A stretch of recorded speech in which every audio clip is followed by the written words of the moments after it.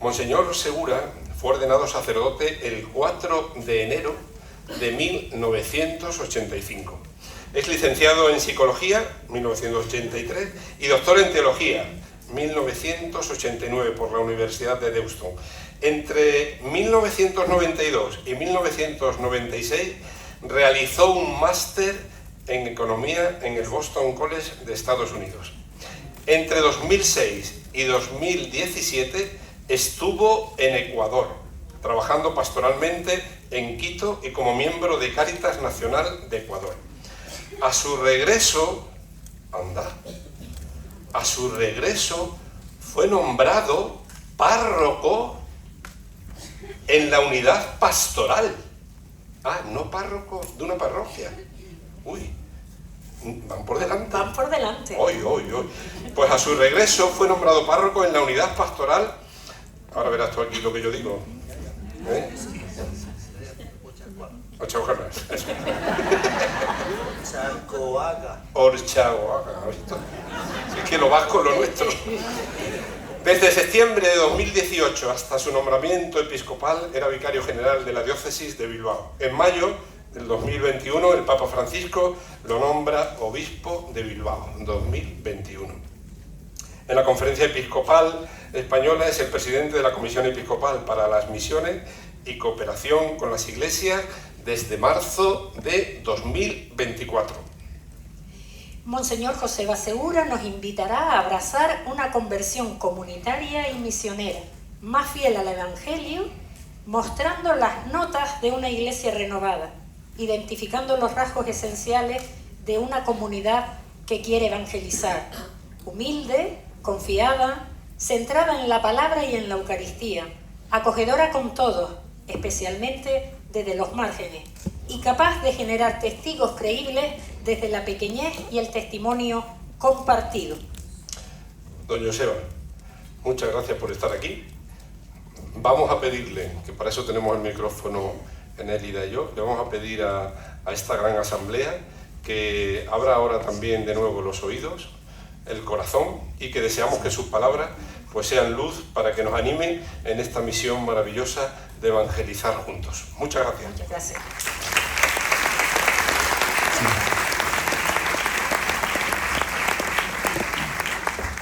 Aquí ha venido Bilbao aquí a alabar al Señor, Y hay muchas formas de hacerlo, Y bueno, pues a participar también un poco de esta reflexión. Ciertamente lo primero que quiero hacer es traer el saludo cariñoso de los hermanos y hermanas que también, como vosotros aquí, están buscando caminos para transmitir esa belleza del Evangelio a gente que todavía no ha tenido la suerte de conocerla, y para hacerlo también con alegría y con paz y con la convicción de que efectivamente estamos muchos, en muchos sitios, en situaciones muy diversas. Hay muchas cosas en común entre la Iglesia canaria y la Iglesia vasca, pero hay muchas cosas también que son muy distintas. Entonces yo vengo aquí a aportar algo y a iniciar una reflexión, pero digamos el plato fuerte de la reflexión viene mañana con los dos ponentes de mañana. Yo solamente caliento motores aquí, ¿vale? Bueno, entonces quiero comentaros que lo que quiero intentar hacer es ponernos en una situación que me parece que es muy diversa y muy distinta a de la fe de nuestros padres, y que tiene que ver fundamentalmente con el hecho de que todos los mayores, los que tenemos más de 50 años, hemos nacido en una sociedad en la que prácticamente todo el mundo era bautizado, la gran mayoría de la gente se casaba por la Iglesia, los números de los sacramentos, que es un elemento importante de la vida de la Iglesia Católica, eran muy altos. La participación en la Eucaristía no sé cómo andaría por aquí hace 50 años, pero ciertamente sería muy significativa. Y ahora en este momento las cosas están en un momento muy distinto, Creo que hay diferencias seguramente entre la situación que tenemos allí en las diócesis vascas y la situación que tenéis aquí, pero habrá muchas cosas en común. Y yo quiero compartir lo que son reflexiones que aquella situación nos ha invitado a hacer y que me da la impresión también de que en parte pueden ser relevantes para la situación vuestra. Básicamente, el elemento principal de lo que quiero decir es este cambio. La Iglesia en España ha sido una iglesia básicamente dominante socialmente, no solamente porque tenía muchas cosas, tenía colegios, tenía hospitales, tenía instituciones, tenía una estructura parroquial que llegaba a todo el mundo, tenía muchísimo clero, y la gente y el clero atendía fundamentalmente a las comunidades sin mayor dificultad. Pero claro, ahora esto ya no es así. Ahora tenemos dificultades porque el número de personas que se casan es mucho más pequeño, el número de bautizados ya no es automático, el hecho de que nazca un niño y lo primero que hagan es llevarle a bautizar. Entonces está alumbrando una cosa nueva, una situación distinta. Y en esa situación diferente, en esa situación nueva, yo creo que tenemos la necesidad de repensar cómo nos situamos. Se acaba ese modelo de cristiandad en muchos sitios. Quizá no lo parece en algunos sitios de España, ¿no?, donde todavía las tradiciones católicas, los elementos, por ejemplo, digamos, de tradición católica, como por ejemplo las procesiones, etcétera, no solamente no van para abajo, sino van para arriba, según parece. Incluso invitan también y animan a más gente joven a participar, y ahí resulta que hay más personas que están participando en determinadas cosas. Pero sabemos que en otros aspectos la fe está debilitándose en la conciencia de mucha gente. Entonces, la pregunta es, aquí tenemos dos opciones. Una, añorar los tiempos pasados. Otra, decir, no, este es un tiempo nuevo y además un tiempo que tiene muchísimo que ver con lo que ha sido la experiencia de muchísimas iglesias, no solamente antes, que eran minoritarias en unos contextos sociales en los que la minoría, solamente la minoría era cristiana, sino también ahora en muchos países resulta que están viviendo esa situación y lo están viviendo con una normalidad, una naturalidad muy grande. Yo acabo de venir de Vietnam, que es una iglesia, la iglesia católica allí es una iglesia minoritaria. Tengo un hermano que es obispo, nacido en Bilbao, que es obispo de Helsinki.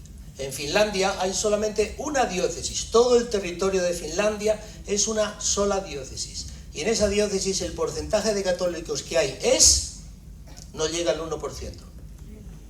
Pero resulta que es una iglesia joven. Resulta que es una iglesia donde las familias, los matrimonios tienen hijos, en un contexto en el que prácticamente la gente no quiere tener hijos. Estoy hablando de la realidad de Finlandia, que tampoco es tan diferente de la realidad de muchos sitios en España ahora en este momento, o de Italia, que son los dos países que tienen los índices de natalidad más bajos de toda Europa. Pero Finlandia también tiene un problema de natalidad muy grande, pero la iglesia, aunque es minoritaria, resulta que está muy viva, está muy animada, pero es una situación de radical contraste con la nuestra. Por ejemplo, fijaros, allí una familia que quiere asistir a la Eucaristía el domingo, como media tiene que hacer 80 kilómetros para encontrar un lugar en el que se celebra y se reúne la comunidad católica. En mi tierra, todavía hoy, en algunos pueblos que ya tienen poca gente y donde en las comunidades pues hay muy pocas personas, porque primero la gente ya no vive en esos sitios y segundo porque realmente el nivel, digamos, de participación de la Eucaristía ha bajado mucho, resulta que si tú le dices a una persona, oye mira, el sacerdote no puede venir este domingo aquí, por favor, ¿por qué no vas a la misa que hay a 4 kilómetros? ¿Van o no van? No van.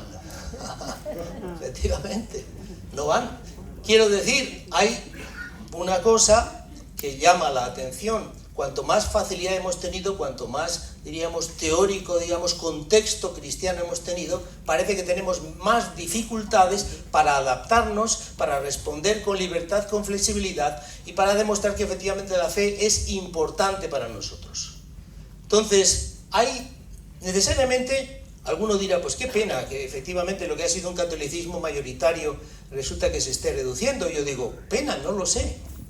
Lo que sé es que la cosa está cambiando, pero yo en principio estoy convencido de que lo nuevo no es menos importante, no es menos bonito, no es menos bello. Incluso puede suceder que efectivamente este proceso nos lleve a dar con una comunidad que tenga más identidad, que sea más convencida, de gente que realmente vive más en profundidad la experiencia del encuentro con Cristo y por eso mismo transforma su vida y transforma sus maneras de pensar y sobre todo sus maneras de hacer y de vivir, de tal forma que se puede convertir en una referencia para los que no creen. Esto me parece que es un elemento importante. Algunos datos respecto a la fe en el mundo, que creo que es también muy importante. Os diré, aquí tenéis África relativamente cerca, no sé que no está cerca, pero está mucho más cerca que de Bilbao, ¿no? Eso sí está claro ya. Bueno, África entró en el siglo XXI con 800 millones de habitantes. Ya ha pasado un cuarto de siglo y va a salir del siglo XXI África con ¿cuántos habitantes? 4.000 millones de habitantes. Hay una implosión de natalidad. Una implosión de natalidad en un territorio en el que el cristianismo, y concretamente el catolicismo, está creciendo rápidamente. No en todos los países, pero en bastantes países. Y resulta que África, cada año, digo por deciros un dato solamente, hay 7.200.000 católicos más en un continente cada año. Estos son datos que nos hacen pensar y nos hacen ver que efectivamente la impresión que unos pueden tener de que el catolicismo se está debilitando, en realidad, si lo miras desde una perspectiva global, no es así. Y lo que está sucediendo es fundamentalmente un hecho, el debilitamiento del catolicismo es fundamentalmente un hecho europeo. Estados Unidos también dicen que es parte de Occidente, pero la fe y la situación de la Iglesia Católica en Estados Unidos, a pesar del terrible impacto que ha tenido toda la crisis de los abusos, se está recuperando bastante y bastante bien. Y además hay muchísima gente en los Estados Unidos que realmente son creyentes de una o de otra fe, una o de otra religión, y el crecimiento del agnosticismo, el crecimiento del ateísmo es mucho menor en aquel país. Bueno, sabemos también que lo que estamos viendo no es que la fe cristiana, la fe religiosa, se sustituya por un planteamiento racionalista de la vida, sino que la gente deja de creer o ya no cree en determinadas convicciones o propuestas cristianas, pero cree en otras cosas que son bastante raras. No sé si sabéis quién era Niels Bohr. Bohr era un señor que era muy importante en eso que se llama la física cuántica. Entonces, en el desarrollo de la física cuántica era una persona reconocida por todo el mundo, tuvo una serie de confrontaciones teóricas con Einstein y fue bien interesante la relación entre los dos. Pues se cuenta que un día un amigo científico de Niels Bohr llegó a la casa de Niels Bohr y vio que en la puerta tenía una herradura. Y entonces el científico le dijo: oye, pero tú no creerás en esto. Y Bohr le respondió: es que esto funciona aunque yo no crea en ello. Quiero decir, hay muchos componentes de fe de todo tipo en gente que teóricamente funciona según los criterios científicos, pero que en realidad necesita para levantarse, para luchar, para trabajar, determinadas convicciones de una fe o de otra que le mueven a esforzarse, a construir con otros, etc. En este sentido, la fe es necesaria en la vida de todas las personas. Será religiosa o será de otro tipo, pero la alternativa no es fe o ciencia, como algunos la plantean. La alternativa es en qué crees tú. Y unos creemos en unas cosas y otros creen en otra cosa. Y están las fees, que puede ser en este momento, que pueden estar más de moda o con más fuerza, pero por ejemplo, una convicción feminista es un modo de fe.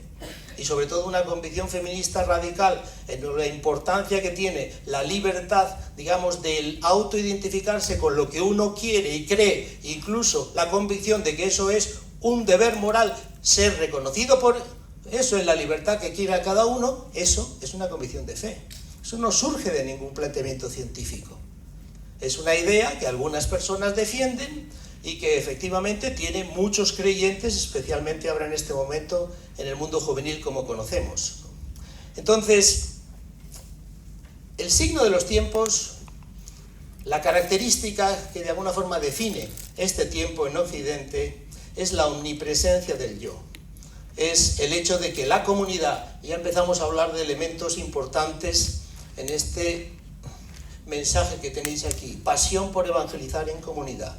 La primera debilidad que tenemos los que no son creyentes, y también en gran medida también los creyentes, porque los creyentes también vivimos en ese mundo en el que el yo tiene una fuerza enorme, es justamente el hecho de que la comunidad para nosotros es absolutamente fundamental, y para la mayoría de la gente la cuestión de los vínculos con otros personas es, bueno, cada uno lo que quiera.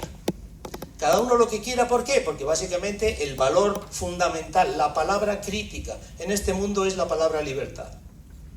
Y si resulta que cualquier cosa que cuestione la libertad, pues está mal vista. En ese sentido, si yo en una homilía digo que, por ejemplo, en este momento sabemos que hay problemas económicos que justifican en parte el hecho de que las personas jóvenes que pueden tener hijos no los tienen.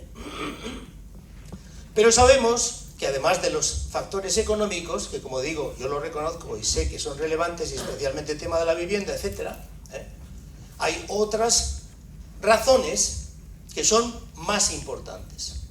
Por ejemplo, el hecho de que si yo lo que tengo como valor es fundamentalmente la libertad, los hijos limitan la libertad, ¿o no? Si yo tengo como valor la capacidad de decidir dónde quiero, cómo quiero ir en las vacaciones, pues realmente eso se complica mucho si yo tengo hijos. Si yo tengo como valor el hecho de que yo no quiero vincularme a una determinada persona porque eso limita mi capacidad para decir sin compromisos qué es lo que quiero hacer con mi vida cada día o cada año, entonces eso lleva a la gente a cuestionar la decisión de tener hijos. Este es un factor. Entonces yo lo dije el otro día en la homilía de la Asunción. ¿Qué pasó? Que el correo local dijo: el obispo de Bilbao critica a los jóvenes por ser egoístas.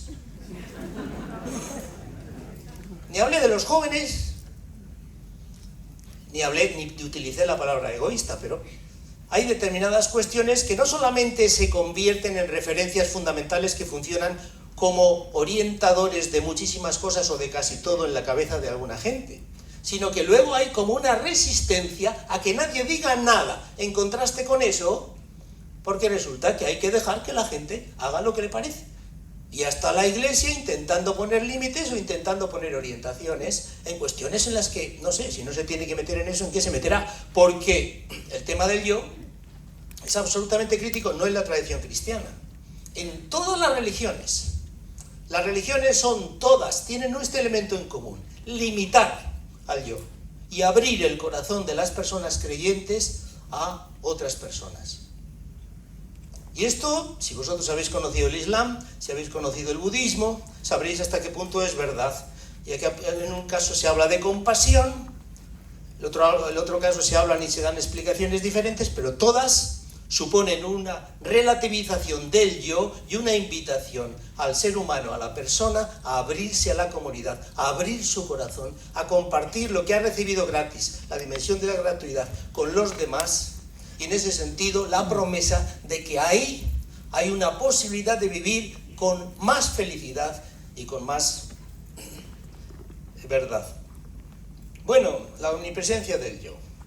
Las consecuencias, lo hablábamos hoy en la comida, sabemos, o sea, ¿qué ha pasado? ¿Qué está pasando estos últimos años, sobre todo después de la crisis de la pandemia? Pero lo que está pasando es que hay un crecimiento enorme de problemas de salud mental y que se manifiesta, por ejemplo, en un crecimiento muy significativo en materia de suicidios. Y es una llamativa, digamos, situación la que tenemos, porque nunca ninguna sociedad, ninguna cultura ha tenido tanto, desde el punto de vista material, tantas posibilidades de vivir y de decidir con libertad lo que quería hacer al día siguiente.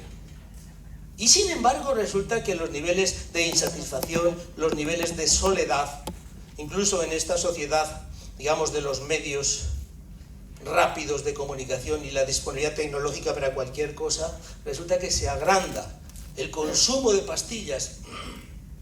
En fin, todas estas cosas que yo creo que ya hemos leído y ya conocemos y sabemos, pero que de alguna forma nos ponen de manifiesto que algo está pasando y que tenemos un malestar en nuestra cultura, porque efectivamente no hay relación directa, más bien parece que inversa, entre los niveles de bienestar a partir de determinadas necesidades y el hecho de que la gente se sienta más sola. Al mismo tiempo se confirma algo que en psicología todo el mundo sabe. Si tú quieres, de alguna forma, decir cuál es la variable más importante en la satisfacción y en la vida de las personas, siempre sale lo mismo: las relaciones que esa persona tiene y los vínculos que tiene con otra persona. siempre. No hay escapatoria a esto. Y sin embargo, a pesar de que lo sabemos y lo hemos oído repetido muchísimas veces, no, seguimos creyendo, y ahí tenemos fe, pero es otra fe, en que efectivamente el bienestar material, cuanto más bienestar material, la libertad, cuanto menos determinada o condicionada por los demás, es el medidor y el predictor del nivel de felicidad y satisfacción mayor. ¡Mentira! Una fe que está una y otra vez cuestionada por la realidad y la verdad. Pero bueno, ahí tenemos. Es una oportunidad. Una oportunidad porque efectivamente, como ha dicho antes don José, hay mucha gente que está esperando que alguien se acerque. Y ese alguien no es el obispo. Ni aquí ni allí. ¿Por qué? Porque el obispo igual aquí va a llegar a 40. Pero aquí entre todos, en las relaciones que tenemos aquí, multiplicar cada uno por 20. Aquí sale un número bonito, ¿eh? De gente a la que vosotros vais a poder llegar. Y a la que yo, ni nadie, de los que somos ministerio ordenado, tenemos la posibilidad de llegar. Nosotros podemos llegar a gente, pero no vamos a poder llegar nunca a la gente a la que vais a poder llegar vosotros en vuestras relaciones cotidianas. Y estáis además cerca, y entonces tenéis la posibilidad, con estos ojos que dice que no están en el dibujo, pero sí que están aquí, en este grupo, por realmente identificar, con estos oídos que realmente pueden escuchar situaciones concretas de las personas que necesitan que alguien les escuche. Si estáis ahí, seguro que vais a tener la oportunidad de hacer una propuesta.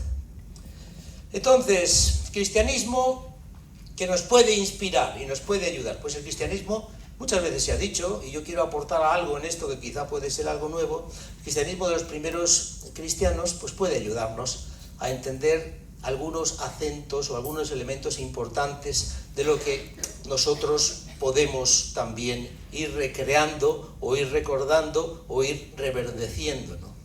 Entonces, no sé si habéis oído la pregunta que hacen muchos científicos de la historia del cristianismo, y también científicos que no son creyentes dicen: ¿cómo es posible que en el siglo II y el siglo III el cristianismo creciera tan rápidamente?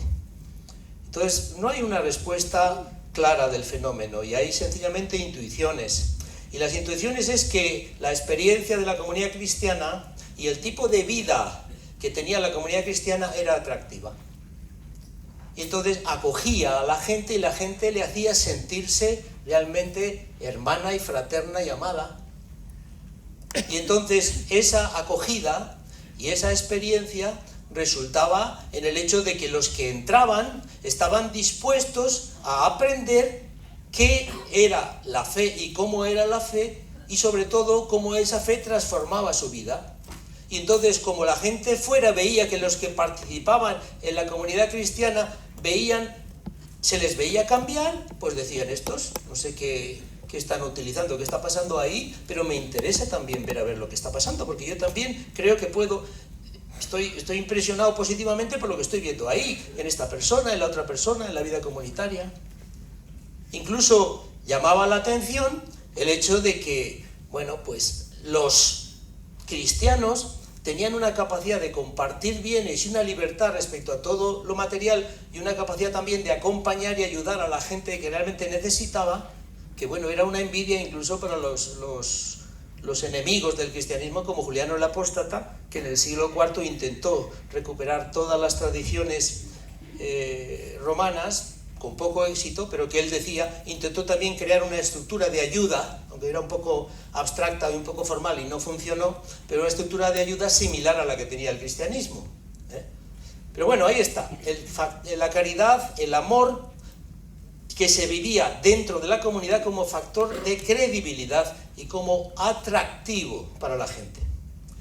Y la cuestión es, nosotros los católicos tenemos comunidades que son muy grandes, son muy diversas, son muy amplias, son muy distintas a aquellos pequeños grupos comunitarios en muchos sitios, y a veces nos falta identidad todavía.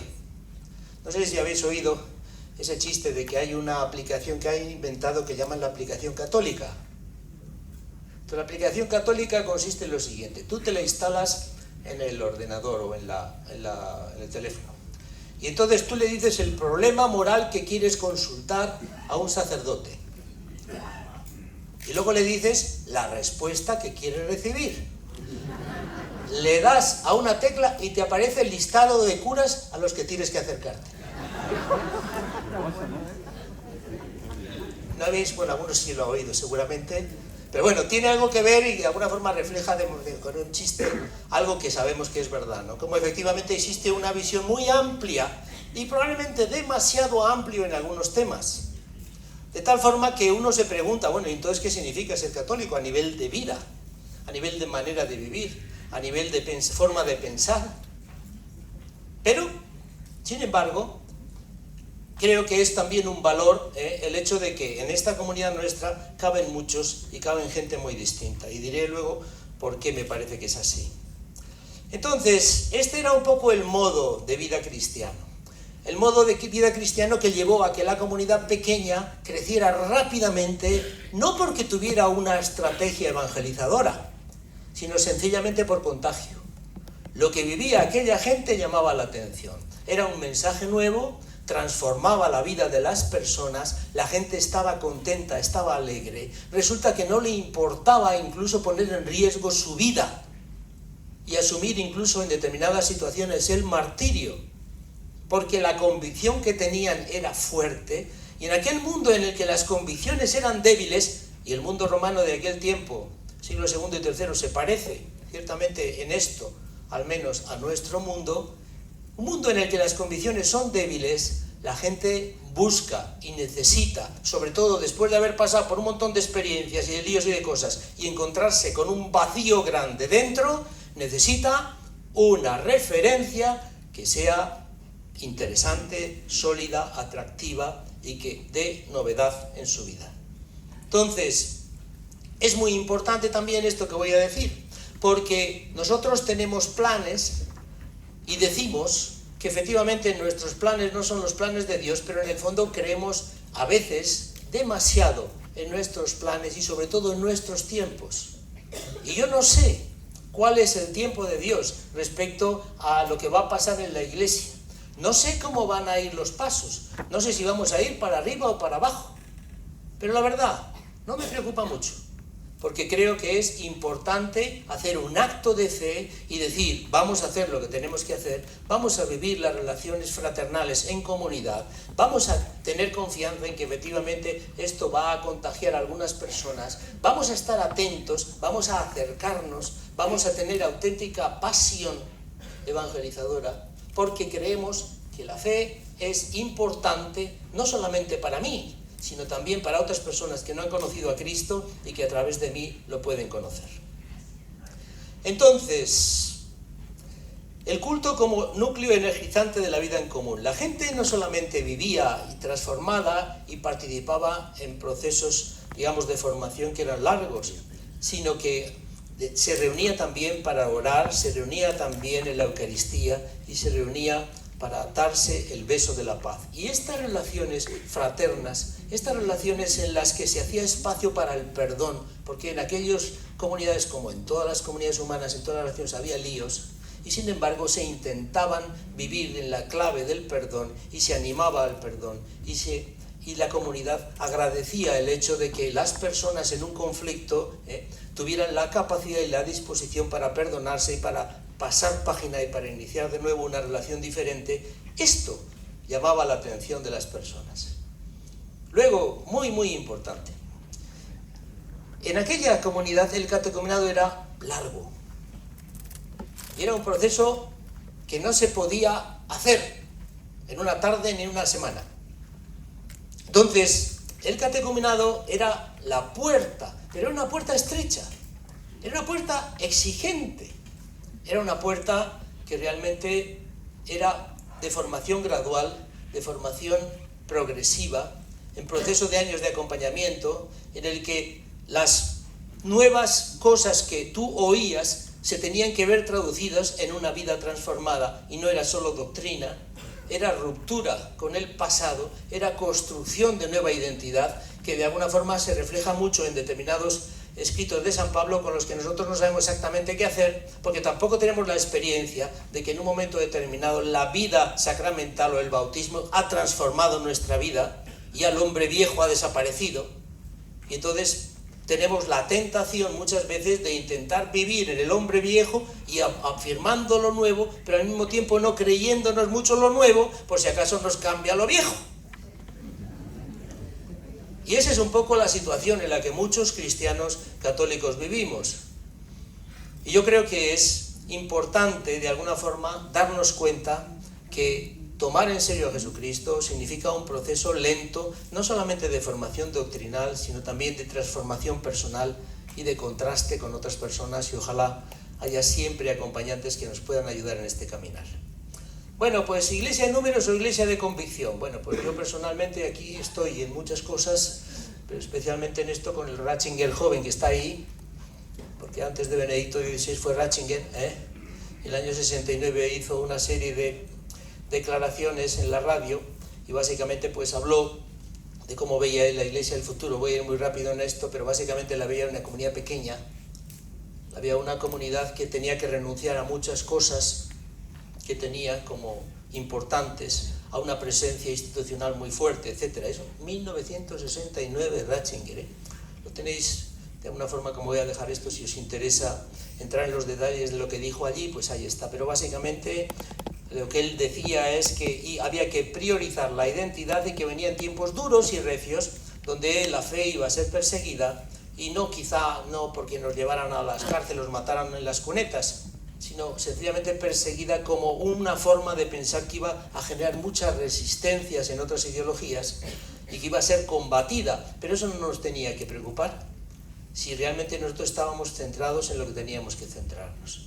Él hablaba de que la Iglesia necesitaba, 1969, un proceso muy duro de purificación que iba a costar mucho, y que progresivamente iba a resultar en una Iglesia más centrada en lo que él consideraba esencial, que es básicamente, pues es una Iglesia que es buena noticia para el mundo, que muchos no la van a entender, muchos la van a despreciar, pero no nos importa porque va a llegar realmente a la gente que está abierta a vivir y aceptar la pobreza de lo que somos y la fuerza del Evangelio en nuestra vida. Una respuesta, una necesidad que yo creo que también estamos viendo ya en este momento, porque eso sí que es uno de los síntomas de lo que está pasando en Francia, de lo que está pasando en Inglaterra, de lo que está pasando en Estados Unidos como recuperación de todo lo que es la dimensión religiosa de la vida, de lo que está pasando también en algunos sitios aquí, aunque todavía yo creo que España todavía no ha tocado fondo en este proceso de secularización, pero estamos cerca de que toque fondo, y a partir de ahí yo creo que va a haber un rebote, pero en unas condiciones en las que no volvemos a lo que era antes, sino a otra cosa diferente. Entonces, una respuesta a la búsqueda humana de trascendencia que cada vez se está manifestando más en muchas personas, y una pequeña comunidad que sea signo significativo de esperanza. Yo creo que está muy bien el subrayado del jubileo de esperanza que no defrauda, porque realmente es lo que nosotros podemos aportar. Una cosa que podemos aportar es justamente eso, esperanza. Esperanza con letras grandes, esperanza que no es las esperanzas pequeñas de nuestras aspiraciones que a veces son un poco ridículas, sino esperanza que no defrauda y que da satisfacción y da respuesta a esa necesidad profunda que mucha gente siente. Entonces, del cristianismo social entonces estamos pasando al cristianismo de convicción. Este es uno de los elementos importantes de lo que quiero comentaros hoy. Luego, pues, ¿qué creo que tenemos que hacer ahora? Pues lo que creo que tenemos que hacer ahora es fundamentalmente centrarnos en que para poder transmitir tenemos que ser. Para poder realmente contagiar tenemos que vivir algo diferente. Y aquí la experiencia de la comunidad es crítica. Uno puede vivir algo diferente haciendo lecturas, intentando hacer esfuerzos y hacerse propósitos de esto. Pero esto no es la experiencia cristiana. La experiencia cristiana es en nosotros que reza el Padre Nuestro. La experiencia cristiana es en nosotros que vive en comunidad, que se alimenta de la Eucaristía, que realmente es unión profunda de personas que están unidas a Cristo y en un cuerpo que es mucho mayor que los cuerpos físicos que estamos aquí. Por eso hablamos de la comunión de los santos. Por cierto, algo muy importante y del que hablamos poco.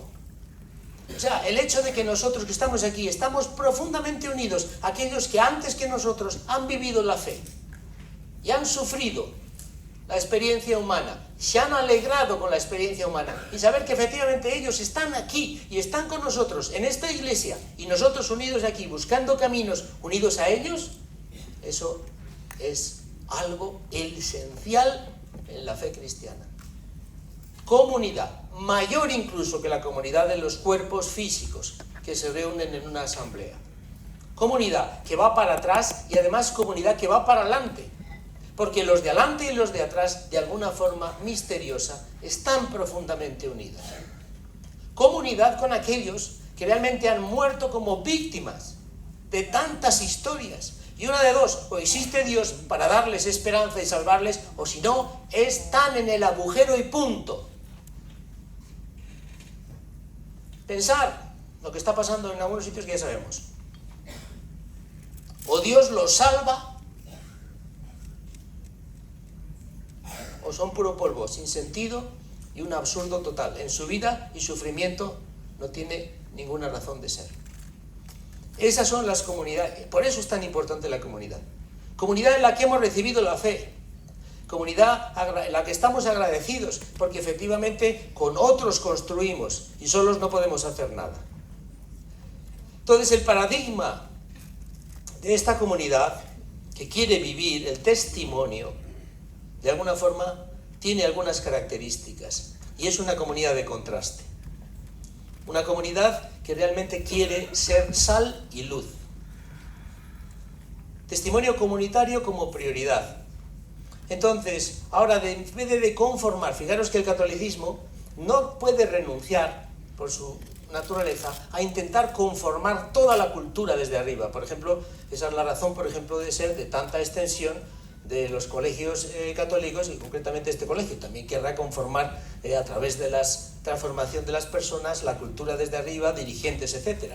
Pero yo no sé si esa es la única y desde luego no sé ni siquiera si es la más importante, porque quizá lo que podemos hacer nosotros es, inspirados en la primera comunidad, aspirar a testimoniar desde abajo, porque no sé si los colegios han funcionado tanto a la hora de transmitir la fe.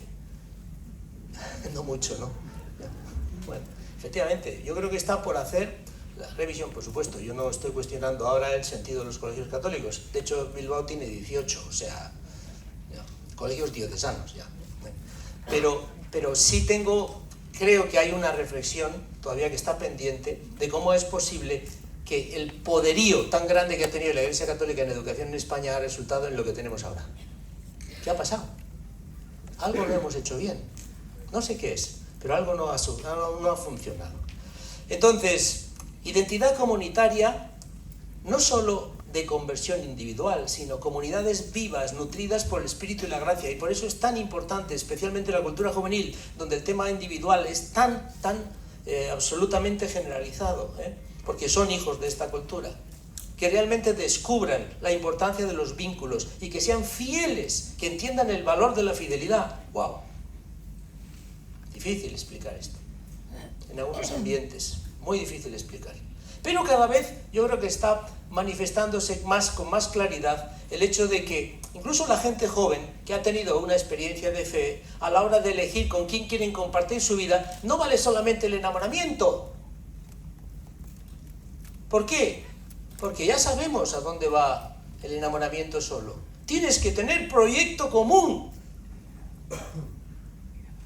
Y esto está sucediendo para mí como novedad. Voy a muchos grupos de jóvenes allí, y sobre todo las chavalas, me dicen, no, pero yo puedo sentir algo por alguien, pero eso no es suficiente. Ah, no, ya, por esto ciertamente es novedad.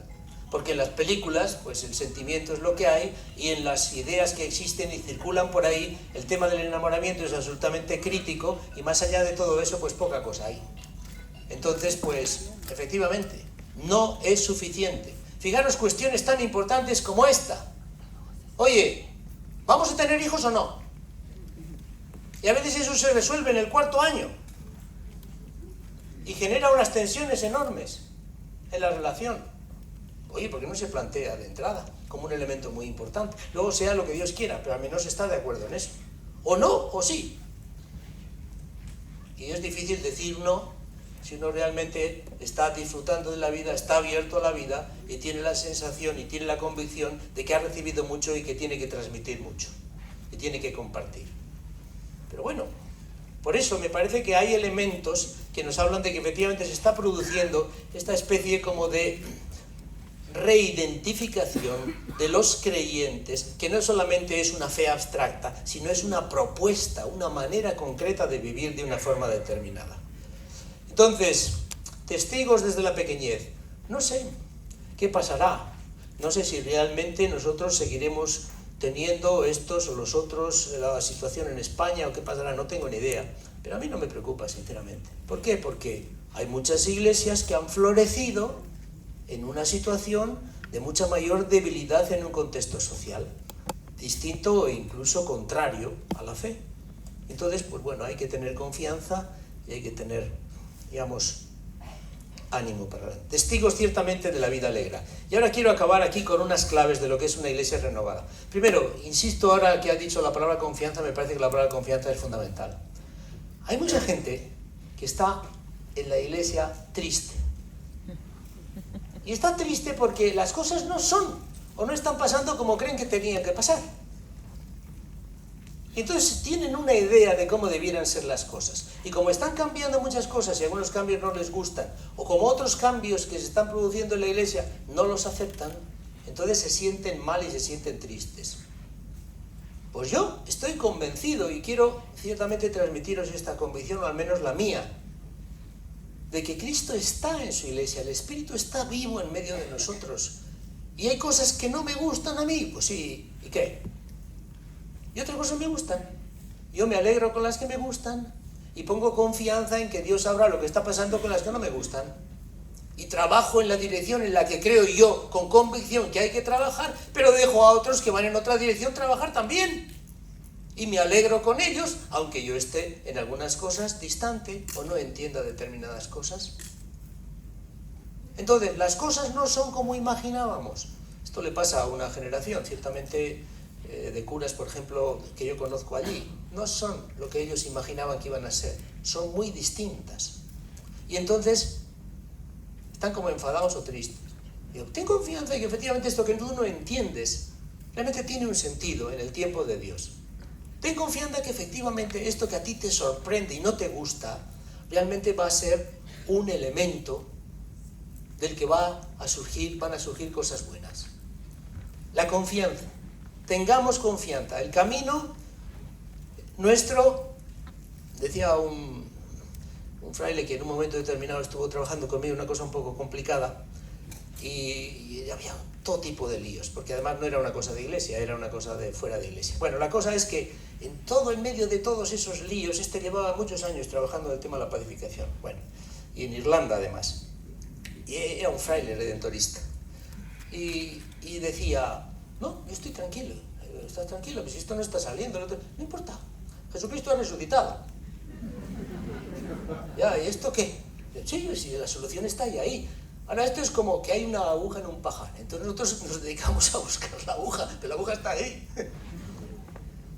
O sea, la solución de la historia está ahí. Ahora, ¿quién te dice que mañana o pasado vamos a estar mejor que ahora? Nadie te dice eso. Pero tú ten confianza en que efectivamente esto, incluso las cosas que vayan para abajo, tienen un sentido en el tiempo de Dios. Y pueden ser una ocasión para que tú puedas crecer en la fe, en la esperanza y sobre todo en la paciencia y en el amor.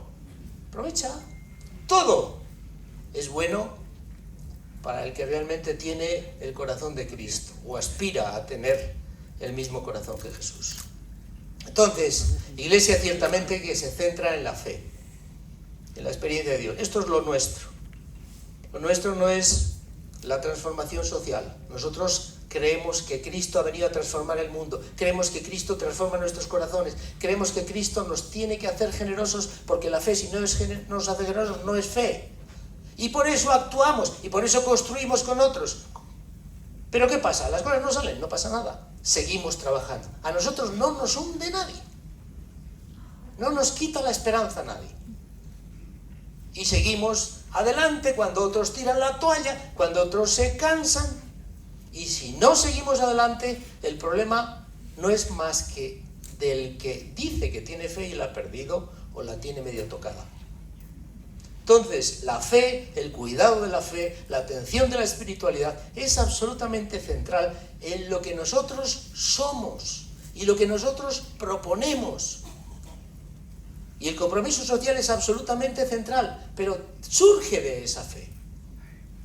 Si no existe comunidad de fe, si la fe de los que dicen que creen es débil, el compromiso de generoso va a durar un tiempito, pero se va a debilitar y se va a caer. Por eso, nosotros, iglesia que vive en la fe y que cuida la fe. Iglesia que genera confianza. ¿Por qué? Porque tenemos un problema de imagen institucional que en parte nos lo hemos ganado, no hemos hecho algunas cosas bien.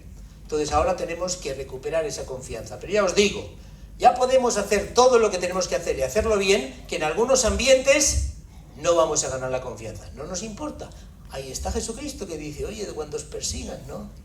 Dichosos los que por mi causa. Esto, claro, en el cristianismo, digamos, social, tienes que irte a la guerra civil para entenderlo.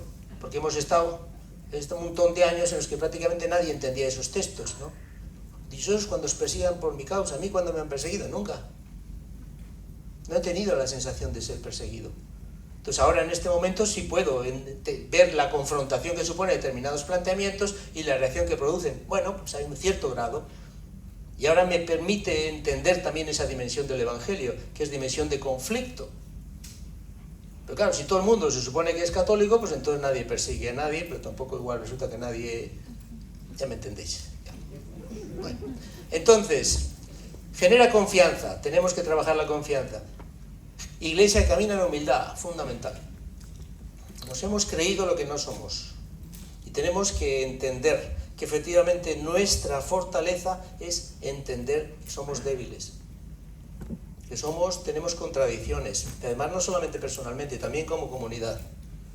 Que decimos que tenemos la pobreza, pero a uno, el otro día me decía uno, y yo claro no supe responderle, había una zona de Madrid donde está todo lleno de tremendas casas de orden religiosas. Entonces mucha gente dice, la iglesia tiene dinero. Y nosotros decimos, no, porque esto es para el servicio de la gente. Ya efectivamente, es que es verdad una cosa y es verdad la otra. Y ahí hay algo de contradicción. Y entonces, sin embargo, tenemos que no creernos, creo yo, ciertamente la clave para mí es no creernos superiores a nadie, estar convencidos profundamente de lo que queremos transmitir, pero al mismo tiempo tener un gran respeto y un gran afecto por la gente que nos critica, por la gente que no nos entiende, que no hace el esfuerzo de entendernos, nosotros aguantar pacientemente esa tensión, sin revolvernos y sin considerarnos nunca superiores. Iglesia que ciertamente tiene que escuchar la palabra, tiene que conformar su vida y su estructura y su organización a esa palabra. Y no puede ignorar las Escrituras, porque ignorar las Escrituras es ignorar a Cristo, como decía San Jerónimo. Por eso, todo lo que sea desarrollar el conocimiento de los creyentes, de la palabra de Dios, y bueno, todo lo que eso supone a nivel de formación, etcétera, y a nivel de experiencia de lectura comunitaria, a nivel de compromiso y compartir, etcétera, lo que es la vida de las personas en torno a la lectura de la palabra, me parece que es muy importante. Ya tenemos, fijaros, esto se subrayó ya el Vaticano II, y no sé, creo que no hemos hecho mucho avance en esto y sigue siendo un reto que está todavía por desarrollar. Iglesia que se alimenta de la Eucaristía. A la mañana decía que para mí esta es una de las cuestiones más importantes desde el punto de vista del futuro de la Iglesia. ¿Por qué? Porque no estamos siendo capaces de transmitir el valor de la Eucaristía a las nuevas generaciones. Incluso yo tengo mucha gente que es creyente en la diócesis de Bilbao y que tiene una vida en muchos sentidos ejemplar, y sin embargo los domingos no va a misa. O sea, los domingos no va a misa, y ¿cuándo va a misa? Ya. Y bueno, sí, participa en las oraciones, incluso tiene una militancia, incluso se reúne en grupos de referencia, etcétera, pero la Eucaristía no les dice nada. Y aquí tenemos un problema muy grande, porque sin Eucaristía no hay iglesia. Y decía a la mañana que para mí la cuestión no es cómo adaptamos la Eucaristía para que resulta que sea más atractiva. Ciertamente hay que hacerla cercana, hay que hacerlo significativa para la vida de la gente. Pero la cuestión crítica es si creemos o no que allí Jesucristo se hace presente o no. Si no creemos, ya podemos darle todas las vueltas al asunto, al mono, lo vestimos como queramos, pero no va a funcionar. Entonces, este tema es un tema de fe. Y este es un tema muy difícil de explicar, porque claro, si vas con la doctrina de la transustanciación, ya. Entonces ahí tenemos un desafío, intentar explicar esto de otra forma, intentar poniendo el centro en lo que es un elemento fundamental de tradición y que nos separa, en el sentido bueno de la palabra, nos identifica con otras concepciones y iglesias cristianas en la Eucaristía puramente es un símbolo. Entonces, curiosamente, estoy viendo ahí, seguramente podéis ver vosotros, YouTube, una serie de conversiones que se están produciendo del evangelismo en Estados Unidos al catolicismo, y prácticamente el argumento es de esto. Yo me interesaba, son la Escritura. Bueno, ¿qué dice la Escritura? Bueno, pues dice lo que dice San Juan, que dice Jesucristo, que dice, si no me coméis, no dice, bueno, aquí vamos a hacer una cosa y este es un símbolo en todos vosotros, no, si no me coméis, y luego dicen, oye, pero bueno, entonces dice que la Iglesia ha transformado, el catolicismo ha transformado el mensaje original. Entonces empecé a estudiar la patrística y a ver a los santos padres. Y hay una serie de expresiones de los santos padres que a mí me quitaron completamente las dudas. Me dijeron, estoy fuera de juego. Estoy fuera de juego porque si yo, la Iglesia auténtica es la Iglesia de los padres, la Iglesia que se desarrolla en los primeros siglos, en la doctrina de los padres, hay claramente una doctrina eucarística que es absolutamente católica. Y esto... interesante reflexionar sobre esto y formarnos sobre esto para saber exactamente quiénes somos y qué es lo que nos separa de otras formas de creencia que son legítimas, pero que son diferentes. Entonces, tema de Eucaristía, crítico, no voy a volver aquí, no voy a seguir porque aquí me podía quedar yo hasta mañana ya. Entonces, Iglesia que se resiste a la mundanidad porque tiene algo diferente, pero cuidado con la hipocresía, de la que nos ha hablado hoy también el Evangelio, cuidado. Para poder decir nada, tú tienes que vivir con convicción y con autenticidad, algo diferente. Y cuidado porque no sea que resulta que estemos más afectados por todas esas formas de pensar, de actuar y de sentir que existe fuera de la Iglesia y nos estén afectando y nosotros nos permitamos condenar cuando resulta que lo primero que tendríamos que hacer es mirarnos a ver. Míratelo tú primero. ¿Hasta qué punto tú estás también afectado por esas cosas que dices que son mundanas y que realmente son muy lejanas a tus convicciones? Entonces, fe a la carta, nosotros, Cristo, crucificado, escándalo y locura. Y ahí está. Y esto se dice fácil, luego cada uno ve lo que significa en su vida. Iglesia sin complejos, gente creyente, que sin embargo no es capaz de decir en su ambiente, no, yo soy creyente. Oye, eso que acabas de decir en el bar, esas cosas que se dicen en el bar, sobre la Iglesia y tal igual, esto no sé si es así, porque yo tengo otra experiencia y tal. No, porque fíjate, van a pensar si resulta que yo, ¿para qué vamos? No, lo dejamos, no decimos nada. Bueno, hace falta cristianos sin complejos, que expresen lo que son, que no tengan miedo a que resulta que haya un rebote y la gente les diga que tú estás todavía en esas tonterías. Porque la nuestra no creo que es tontería, pero la de otros está bastante floja. Bueno, fundamento sólido, para la sociedad justa y fraterna. Esta Iglesia tiene que ser, tiene un proyecto que no solamente es de Iglesia, es proyecto también de mundo, es proyecto de reino, que está dentro y que es fuera y que es presente y que es futuro. Entonces tenemos algo bello que transmitir, tenemos convicciones humanas que tenemos que defender en este momento donde tantas cuestiones están en interrogante. Queremos construir con otras personas, no queremos sentirnos superiores para nada. Queremos sentir una seguridad serena, sin estridencias, pero también sin complejos. Y queremos compartir esa fe como don recibido. Iglesia sinodal. Creo que habéis estado trabajando esto, yo lo he dicho en la mañana, yo lo vuelvo a decir aquí con otro tono o con otro subrayado. La Iglesia sinodal, o sea, lo que ha propuesto Francisco y lo que se ha iniciado con Camino Sinodal, con todas las tensiones que puede generar la Iglesia, va a ser una cosa buena. Pero para eso hace falta, primero, que el ministerio ordenado no se sienta amenazado, porque algunos se sienten amenazados. Entonces, hay una relectura que tenemos que hacer los los sacerdotes, los ministros ordenados de lo que esto significa.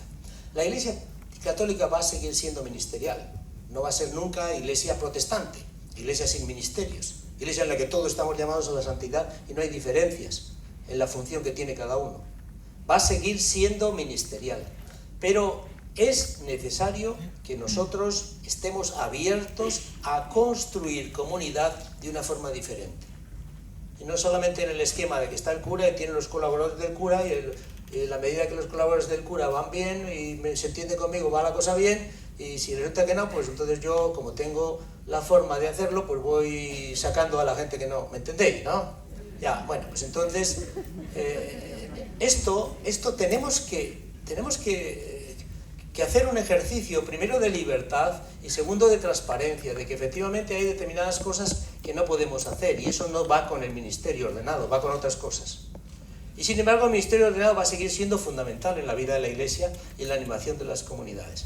Y luego tenemos también que pedir, yo creo, y esto es una cuestión importante también en el camino sinodal, que los laicos, las laicas, tan importantes en la transmisión de la fe, en ese milagro que se produce en los siglos segundos, especialmente las mujeres, tan importantes en ese momento, asuman que efectivamente esta tarea de evangelización es suya.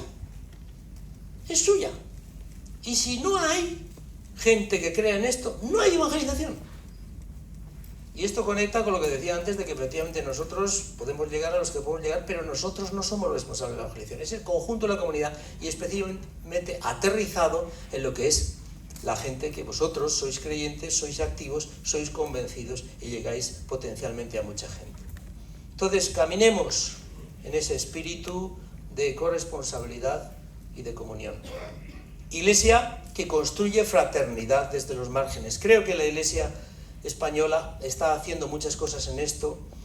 Creo que hay una cosa en la que no hemos acertado, que es en el tema de los migrantes creyentes. Nosotros hemos hecho hace 2 años una reflexión y nos hemos dado cuenta de esto, de que los migrantes son objeto de ayuda social, o han sido, pero los migrantes, incluso los migrantes latinos que son creyentes, resulta que solo recientemente están empezando a ser reconocidos en Bilbao, no sé lo que pasará aquí, como personas que pueden aportar. Y aportan algo que a algunos no les gusta, porque es muy distinto a nuestra forma de entender la fe.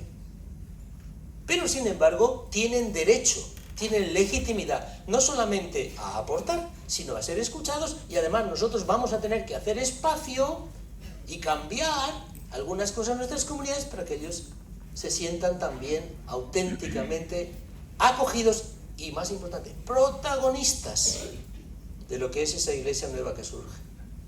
Entonces, ¿sabéis lo que ha pasado? O sea, muchos sitios, ¿qué ha sido la acogida? Bueno, pues básicamente la idea esta de integración. ¿Qué es integrar? Pues mira, la iglesia está abierta para todos, entonces tú eres, digamos, nicaragüense, bueno, pues mira, tienes un sitio, te sientas donde te da la gana. Entonces, si te portas bien dentro de 6 meses, igual te dejo leer la segunda lectura. Estoy exagerando. Pero me entendéis. Eso es integrar. Pues no, eso no es integrar. Además, todo esto está inventado. Está inventado donde los Estados Unidos. O sea, si queréis realmente aprender o estudiar cómo se trabaja el tema de la acogida, de la migración, de los creyentes, no estoy hablando de otro tema, porque el otro tema es otro tema. Ya. Entonces, de los creyentes, entonces allí está todo inventado.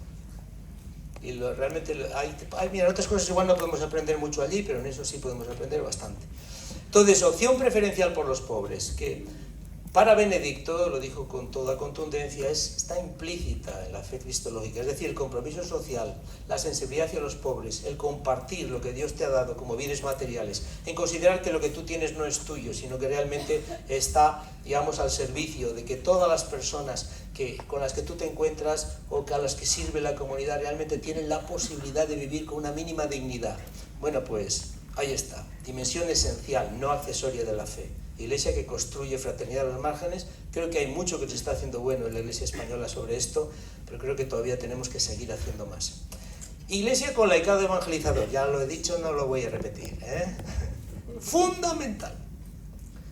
Transmisión en redes naturales, familia, amistades, enganchar por aquí por allá, invitar, sin complejos, escuchar a mucha gente y ver dónde realmente la invitación puede tener un sentido y puede ser bien acogida, compartir con naturalidad lo que estáis viviendo, lo que es bueno, lo que es bello, de la experiencia de fe que habéis vivido. Iglesia que transmite la fe en familia, diréis, pues claro, el problema es que ¿qué familias cristianas ahora transmiten la fe? Pues muy pocas.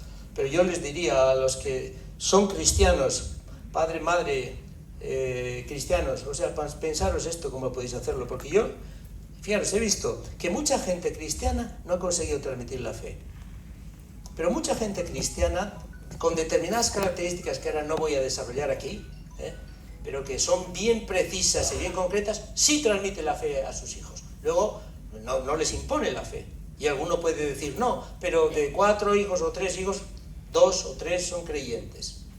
¿Y qué pasa ahí? Interesante. ¿Qué significa transmitir la fe en familia? Interesante tema. Desde luego significa, por ejemplo, rezar con naturalidad en familia. Si tú eres creyente y nunca rezas, pues entonces, ¿qué será? ¿Qué creencia será esa? Ayer a la mañana les ponía el ejemplo de que si tú eres del Athletic Bilbao, ya sé que tenéis aquí otro equipo.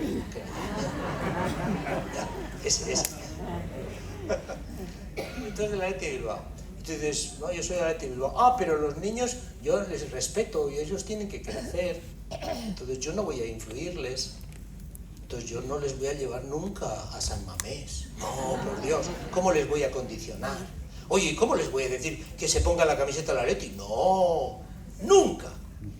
¿Qué pasa allí? Todo el mundo con la camiseta del Athletic desde que nace. Y allí además no tenemos, aquí tampoco creo que tenéis división, como tienen en otros sitios. Pero allí no tengo ninguna división. ¿No eres del Atleti o tienes que salir ya? Bueno, ya, es una exageración. Ya, bueno. Algunos ahora tenemos que convivir con algunos chavales marroquíes que son del Barça y todo esto. Ya, o del Real Madrid, que bueno, eso es más duro todavía. Ya. Bueno, entonces, iglesia que transmite la fe. Y si la fe es importante, realmente importante, los padres, eso va a llegar, no solamente en palabras, sino en experiencias que los chavales van a tener. Bien, iglesia que acoge a fuertes y a débiles. Y esto, lo decía la mañana, y es verdad, es una contradicción con eso que he dicho, una iglesia que sea de identidad fuerte, con un proceso catecumenal fuerte y exigente, pero al mismo tiempo que está abierta a todo tipo de participación, incluso la participación es débil. Pues sí, esta es la Iglesia Católica. Y por eso yo creo que podríamos hablar de círculos concéntricos de adhesión. Y tiene que haber un círculo que sea fuerte, o sea, de gente que realmente esté vinculada y que esté convencida que la fe es importante y que tenga esos vínculos comunitarios también fuertes. Y luego habrá todo tipo de cosas. Y todo tipo, ya sabemos que siempre ha habido y seguirá habiendo en nuestra iglesia, especialmente las iglesias que han sido dominantes socialmente, como es el caso de la experiencia española, ¿no? Entonces, ahí estamos, iglesia que acoge a fuertes y a débiles, y que no se pone ahí en la puerta con un listado de exigencias, y el que no cumpla esto y lo otro lo más allí, y este no, yo no te voy a hacer nada. Bueno, escúchale, a ver, pero ¿cómo? ¿No estás dispuesto a venir aquí a las reuniones de tal y de cual, esto y lo otro? Pues es que no puedo. No, claro, si no puedes, pues entonces nada, ya. Escúchale. Pues resulta que es que está diciendo que no puede, y sí puede, pero igual lo que necesita es tener un vínculo contigo. Trabaja el vínculo, trabaja personalmente, establece el vínculo, escucha, y por favor, no hagáis lo que no funciona.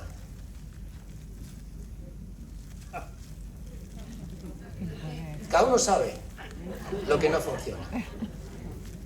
Hacer una cosa que tal vez puede funcionar. Y empezar, como nos ha dicho antes también los obispos, a innovar alguna cosita, que no pasa nada. Con tal de que digáis el credo, todo lo demás. Bueno, y último, iglesia que promueve la paz. Esto es claro, pero para que la iglesia promueva la paz dentro de la comunidad tiene que haber comunión. ¿Cómo vamos a ir nosotros a meternos con Gaza o con Netanyahu o con quien sea? Si resulta que nosotros funcionamos según los criterios del mundo, en nuestras relaciones, en nuestros conflictos. Tenemos que vivir todo eso de otra manera. Tenemos que forzar lo que por naturaleza es muy difícil forzar, porque el ojo por ojo o el de la desconfianza de la otra persona, o la expectativa y el rechazo de que realmente ver que la otra persona no funciona.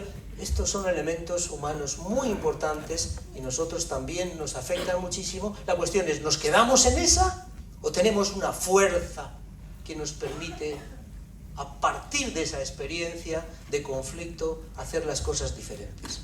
O intentarlo al menos. Si lo hacemos, tendremos algo también que enseñar al mundo, tendremos algo que inspirar y podremos ser instrumento de reconciliación más allá de nuestras paredes. Primero, casa en armonía, donde la unidad y diversidad se conjugan, luego puentes de entendimiento para superar fracturas sociales, y luego compromiso de lo que decía Francisco, embarrarse, ¿no? Porque realmente hay muchas formas aquí de pasar por encima de los problemas y no ensuciarse nunca, pero ese también, el que hace o la que hace así las cosas, ese no aporta nada. Entonces, ahí estamos. Mucho ánimo y bendito sea Dios.